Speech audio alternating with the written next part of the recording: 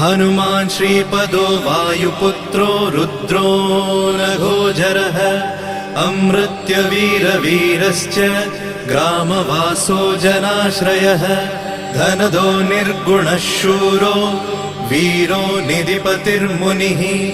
पिङ्गाक्षो वरदो वाग्मी सीताशोकविनाशकः शिवः शर्वत्परो व्यक्तो व्यक्तो धराधरः पिङ्गकेशः पिङ्गरोमा श्रुतिगम्यः सनातनः अनादिर्भगवान् देवो विश्वहेतुर्जनाश्रयः आरोग्यकर्ता विश्वेशो विश्वनाथो हरीश्वरः भर्गो रामो रामभक्तः कल्याणप्रकृतिस्थिरः